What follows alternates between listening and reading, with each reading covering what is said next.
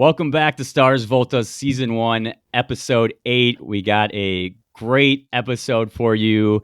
Two of my favorite people in the world. They just so happened to be from my hometown of Mundelein, Illinois.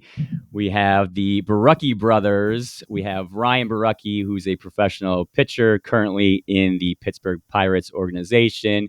He's played with the Toronto Blue Jays, the Seattle Mariners, and he was with the Chicago Cubs, which, we're not fans of here in this. We just forget that ever happened. Yeah, let's forget that happened.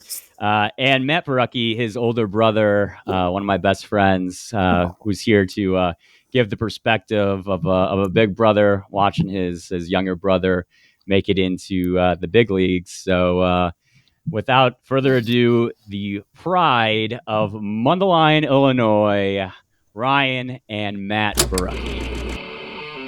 We'll look over and see this man. 2-2. Swing and a miss. Got it. Borucki. Good to be here. You're going to bypass us with this podcast. You're going to be the pride of Mundelein here pretty soon. No, not yet. But thanks for joining the podcast. Ryan, you have a great story, and I've known you since you're a little kid, since me and Matt B were picking on you and making you cry. So this is a great podcast for me and Matt B to go relive some of those days. So growing up, to give everybody the backstory, Matt, who we call Matt B, we just call him Matt B. There's a lot of Matts when we were growing up. So Matt B and I played Little League baseball together, against each other and on some all-star teams growing up. And then in high school, we became friends because we were on the same high school baseball team and had some good years, good seasons playing at Mundelein. And during those years, little Ryan B would be around. So I'd go to Matt B's house. We'd play video games. We'd play basketball in the backyard. And Ryan had a lot of swagger when he was a little kid. He would always come in like, what are you doing? That's a nice way of putting that. He was like a little shithead. Yeah, there you go. He was a little shithead. He would come up to us, tell us how we suck at basketball. I could take you. You guys suck. Just watching us play. We didn't want him to play, but you just kept on calling us out. Like, oh, what a horrible shot, brick. Kept on saying how much we sucked. So Matt would be like, if you want to play, you got to play against both of us. So, or whoever else was there. So he would try to play against us, and Matt was ruthless. He would swat him, throw him into the fence, and make him cry. It was just no easy priceless. Buckets from the Borucki Center. Easy buckets. No easy buckets. And then we would play video games. And Matt, what was it? What was the game? Was it Bigs? Bigs. What was the Bigs. Bigs. I'll never forget it. It was I was grinding NFL, that game. It was like a baseball version of NFL Blitz. I think more people understand NFL Blitz, but yeah. So Matt B and I would be playing in the Borucki den, and then Ryan would always come in and try to play, and he would just talk shit to us there, saying we sucked, and all right, you could play against us. So Matt and I would switch off controllers while we play against Ryan, and as Matt said, this game's like NFL Blitz, where it's high scoring, gigantic home runs, just big mashed. Yeah, you get the power ups, and it's like if you hit big momentum automatic home run. Yeah, game. Automatic home run. A 10-run deficit is nothing in that game. Yeah. So one time, I don't even know the teams. I don't know. I remember this vividly. Oh, go ahead. And take at that point, Ryan had not beat us in anything. Athletics, no basketball, no football, no video games, and for some reason, I'm pretty sure it was the Yankees versus the Red Sox, and he had a 7-run lead in the last inning, and we were kind of and he was bad when we were up 10 runs, 20 runs. Yeah. When he was winning, he was insufferable.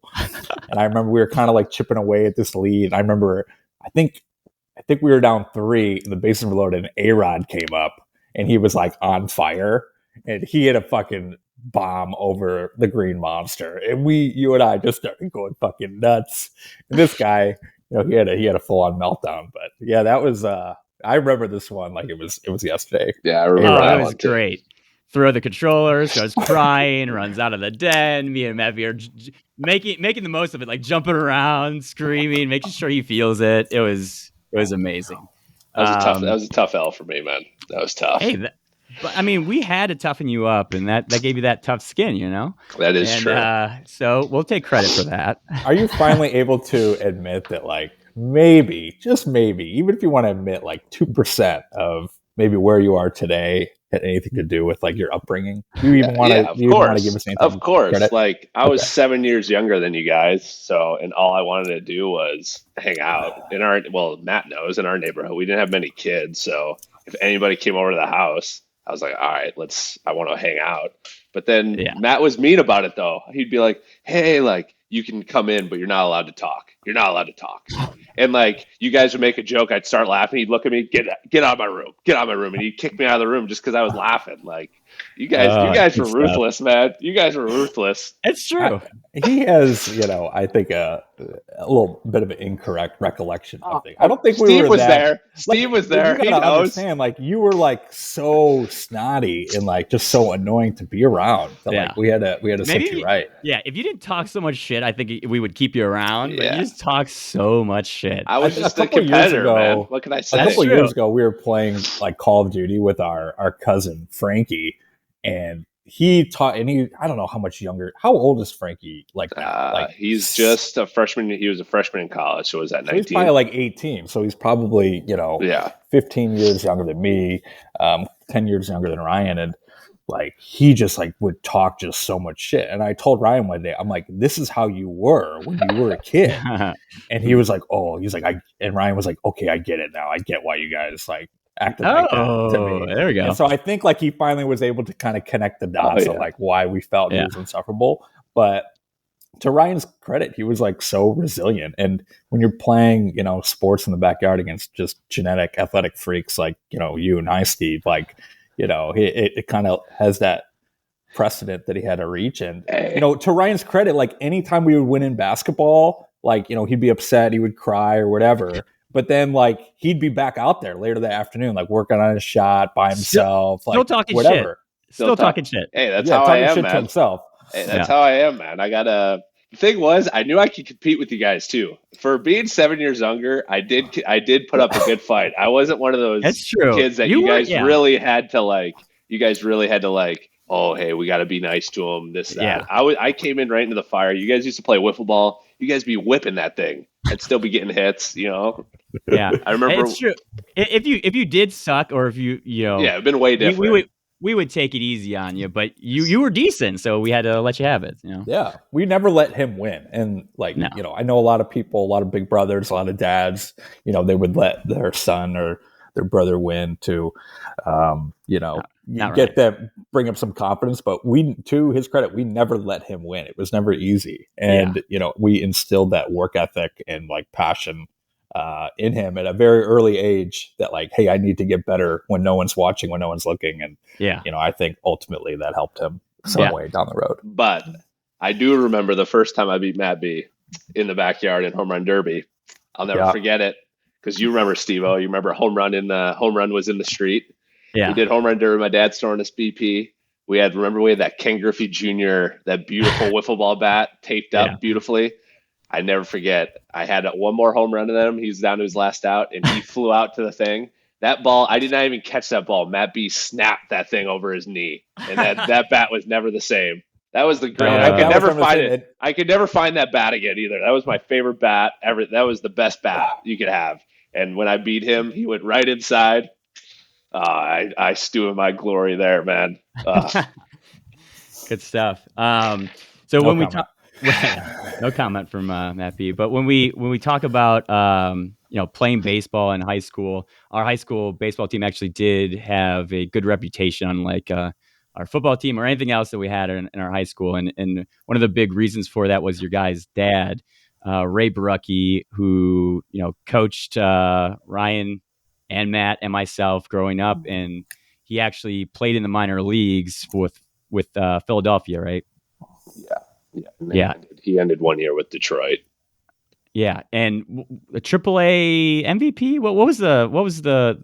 Or was it just a good hitter? I can't remember what his stats were. I think it was like low. I think it was low A or high MVP. I remember that.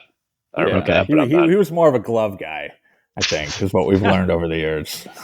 Third base. What did he play? Third base. Third base. Third base. Yeah. third base, and he, a guru of hitting, which Ryan did not take to. Matt B didn't take to either.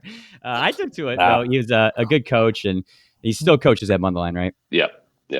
Yeah. So you guys obviously have some good genes, and what a great dad helping you guys throughout the years to help you get there. What kind of advice did he give you growing up? You ended up getting drafted your senior year of high school in the 15th round by the Toronto Blue Jays. Leading up to that that point, like in your senior season, what kind of advice was he giving you? It was one of those things where it like anything, like first time getting drafted, like obviously it's a crazy hectic time, and I think it was good just to have a dad that been there and did it. You know what I mean? And he didn't overreact like some parents do now. Like some parents that I see now, like they take the process so seriously, and like they overexpose their kids, and they're a little bit too much. And it was nice, just you could tell like when scouts came to the house, they knew they couldn't like bullshit like Mm-hmm. like my dad, you know what I mean? Because he Yeah. knew like he's been there, done it. Like when the scouts come, they promise you the moon, and some parents will be like, oh yeah, like they told us this. But like you Mm-hmm. could tell like the demeanor when scouts used to come to my house were just a lot different because and I think they just like respected it because they knew my dad played, and just going through that.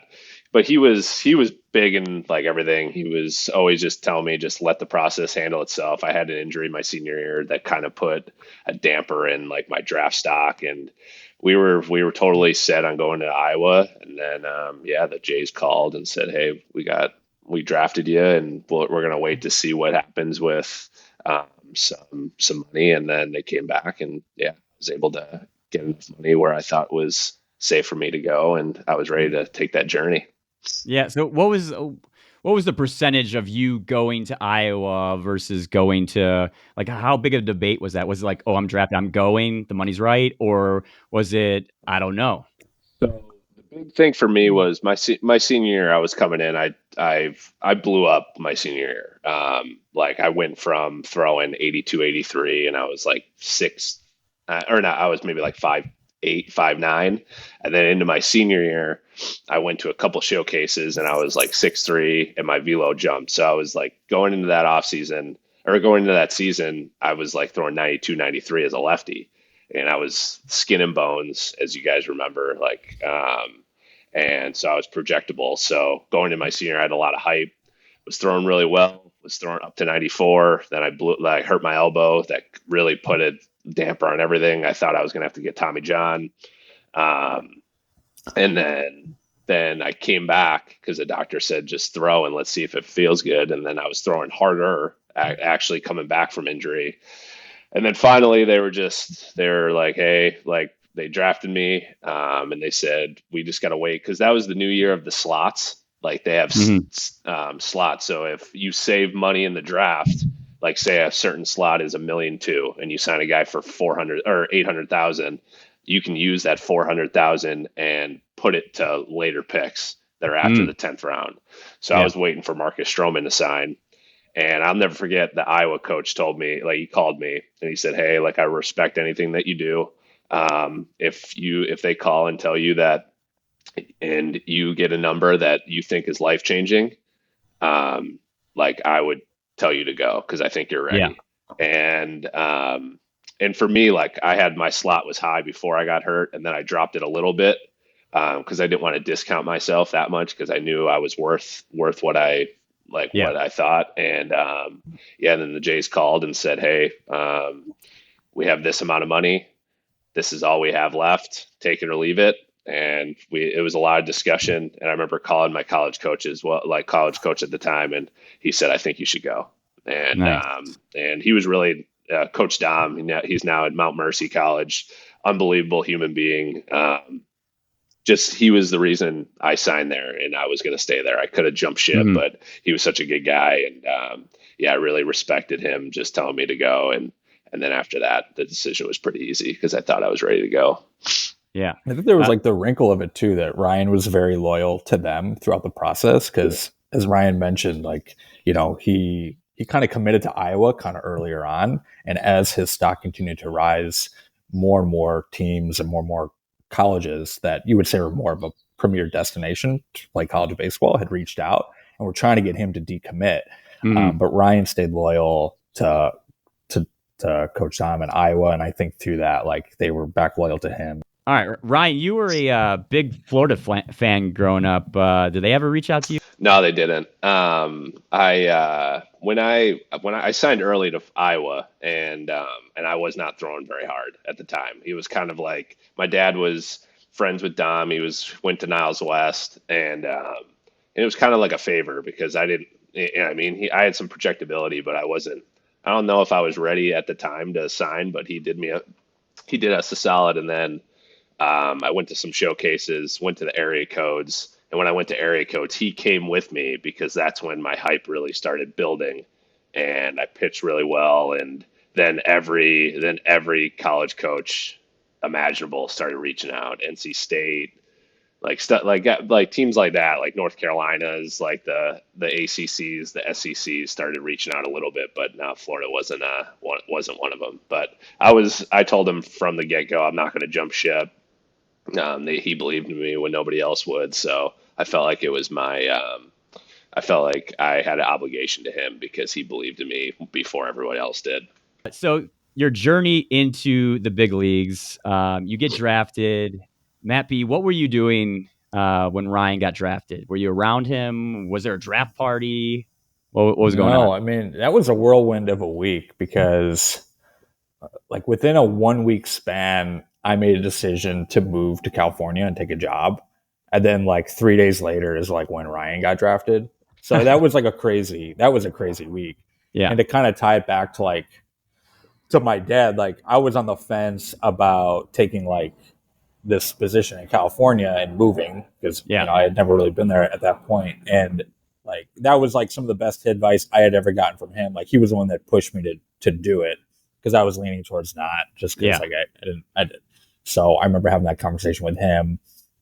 And then like 2 days later, after I made that decision, Ryan played his last high school game. And kind of the season ended a little abruptly because I remember he had pitched that game. I think it was against like Highland Park or something. And then I think it was 2 days later on like a Tuesday where I was at work and I had just like given my notice like that day that I was leaving. And then like he got drafted like that night. And I think it was like pretty unexpected. Like, I think he got a call like pretty late and kind of said, hey, we're doing this. And when I got home from work, like Ryan and my dad had run to the mall and just happened to find like Blue Jays stuff at like Hawthorne Mall. Like, they had like a couple of hats and like a t-shirt. Had to go to Lids. And they gave me like this t-shirt, like this Blue Jays shirt. And then I wore that same shirt to Ryan's debut in Houston because I still had it. I was like, I got to wear this shirt again. And yeah, it was just like a crazy whirlwind. Like, we went from like, I was living at home at the time, working, like not making that much money. So Ryan and I were like getting a lot closer through that period after college. We were living at home. Because Ryan had more money. That moment now. And now, I mean, I'd like to kind of take a look. Like, I know, like, between like 51% in Canadian taxes and, having to pay your agent and stuff, I would like to just kind of put them up next to each other. And again, I attribute that to my dad because like I don't think I'm in this position without like his advice at that time to kind of take a risk. But yeah, that was just like a crazy week where like then all of a sudden, okay, I'm moving to California. Ryan's going to be moving to Florida to pursue baseball. And yeah, it was like, and I think it was really tough on my mom. Like, you went from like having your whole family like there under one roof, and then all of a sudden like her two boys are gone like in an instant. Yeah. But yeah, that was like a crazy week, man. Like, so much changed. And that was like 11 years ago this week, I think, because I just saw I got like the reminder on like Facebook memories that like Ryan and I took like the photo when he got drafted. And it was wild, man. That's crazy. Yeah. So it was that year. Was it in 2012 or 2013? 2012. So you went to the Gulf Coast League. You pitched 6 innings. You're 1-0. 3.00 ERA, and then your shoulder blew out. Your elbow blew out. So elbow. Yeah, I was drafted with a torn UCL, so that was a big deciding factor for me when I was getting drafted. Was that that they already promised me like, hey, we're gonna get the best Dr. Andrews to do your surgery if you sign this, that, and for me, like the unknown of like what was gonna happen with my injury, I couldn't take a chance on it, especially going to Iowa. Like I didn't know if a team doc was going to do it there, so that was the one big deciding factor because I knew sooner or later I was going to have to get Tommy John, and you want the best doing it on you. So I went to extended spring training, didn't even get invited to spring training, and I threw like maybe 2 live sessions, and I threw a bullpen and my arm literally was throbbing. And I remember throwing a bullpen and the catcher like caught it, and I was throwing as hard as I could. It was maybe coming out like 75. And he like the catcher stood up and he like looked at me. He's like, "Are you okay?" And I'm like, "No, I am not okay. Like there's something wrong." And they did all the tests.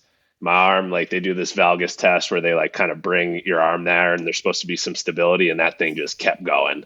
And they're like, "Yeah, wow. You fully tore your elbows up." So at that time, it sucked because it was like my first spring training, and but you know what I mean, going through that whole rehab process, you knew a year of your life is just going to go down the drain, and just gotta try to get better. And the surgery, like rehabs are tough, but they make you a little bit tougher, which is good.